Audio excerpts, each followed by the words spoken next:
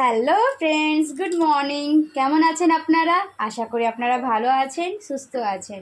Welcome to my channel lifestyle manual.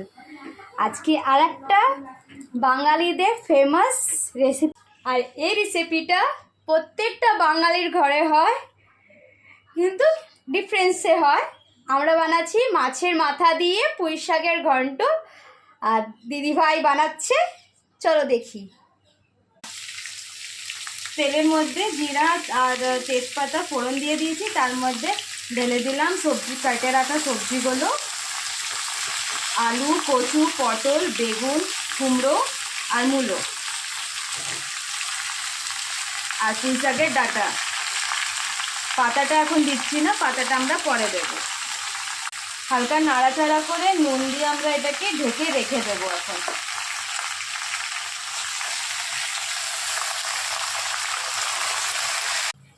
এই যে এবার ঢাকাটা খুলে দিয়েছি। এবার চলুন এক এক করে মশলা দিয়ে দিই। আগে দিলাম ধনে গুঁড়ো,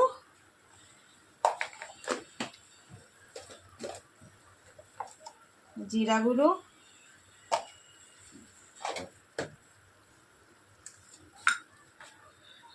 হলুদ,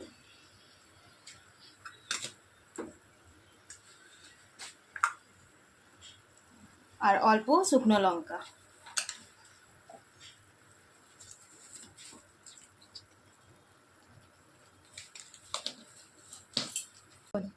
এবার ভালো করে নাড়াচাড়া করে আর একটু ঢাকা দিয়ে দেবো, মশলাটা যাতে ভালো করে কষে যাক।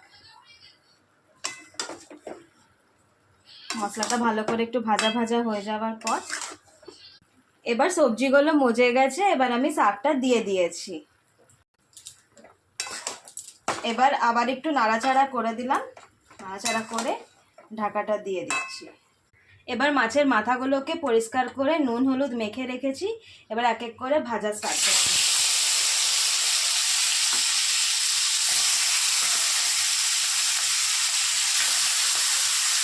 মাছের মাথাটাকে কড়া করে ভেজে উঠিয়ে নিলাম। দেখুন মাথাগুলোকে গুঁড়ো করে নিয়েছি। এবার এটাতে দিয়ে দিচ্ছি। মাথাগুলো দেওয়ার পরে এটাকে নাড়াচাড়া করে একটু ঢাকা দিয়ে দেবো।